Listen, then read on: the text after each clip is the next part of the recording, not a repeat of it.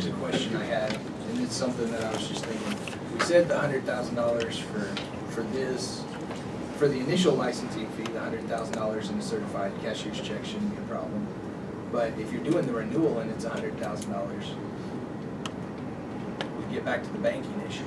So if they're trying to take proceeds from what they've done, can they get a cashier's check? Probably not. So are they bringing cash to the state capitol? Yes, they would bring cash. So do we need to change that part down here on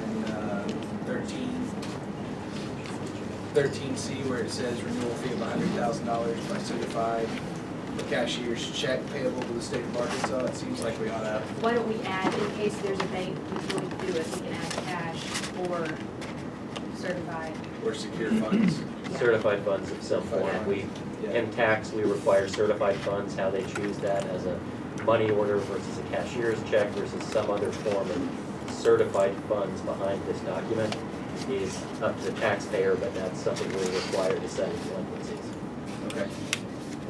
Question, the point you made earlier, I'm going to back up just 1 second, that on the bond, the performance bond, when do they get their bond money? When can they release that bond and get their money back if they put it up? I mean, everybody has something that they can, we can put $500,000 up, and once you start making your first sale, could they take the money out of the bond or get it back? I mean, that's something that it's going to come up. One thing I think some of the other states have done is in the performance bond, they've said it's for there to be performed as long as they hold the license. But I don't know if there's, I'm not sure what the.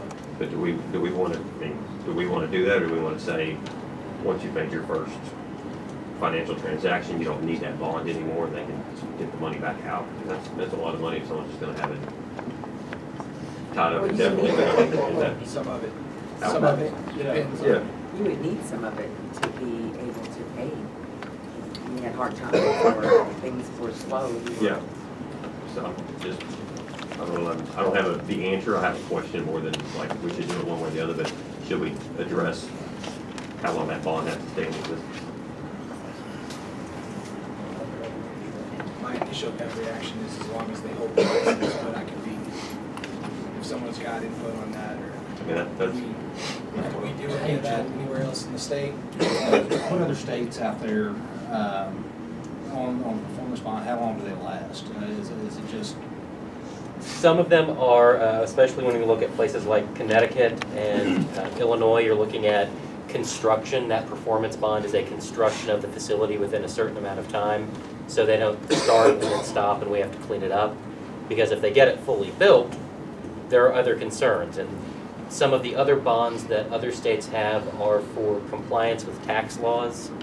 We have a robust system of tax enforcement where those aren't necessary. Some of the Colorado-style tax obligation bonds.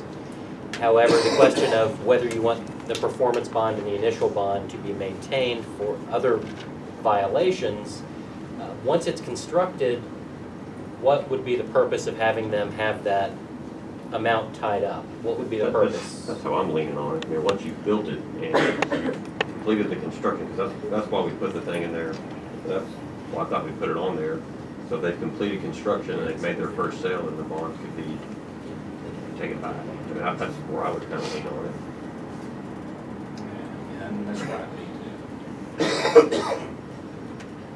After it's completely. Yeah, We're putting the bond out there, Yeah. so if they start and they can't finish it, which is, I get that, that's a. It seems like we would also want it to be after their maybe their initial crop. Yeah, we could just say until their first sale. I mean, the first time they sell a product, then they can release the bond. They've proven. So that means that they're at 100%. Yeah, I mean, that means when they make their first sale, that means obviously they've constructed, they've made a product, and they've sold the product. That is a performance. They're successful at that point. Then they can release the bond. So they would have to be inspected by someone, or how would that? Well, that'd be, I mean, everything would have to be done. They would have to be able to, Everything. they would have to be able to sell it. But before that, I think Like if I'm making Twinkies, I wouldn't get my bond back until I sell a Twinkie to someone in the audience, they buy the Twinkie, now I get my bond money back. I mean, we would have it at the point of sale. I mean, I think that's- Somebody's gonna have to verify that. Well, and so what we could do, somewhere in here, I'm not sure exactly where it should go, is, prior to,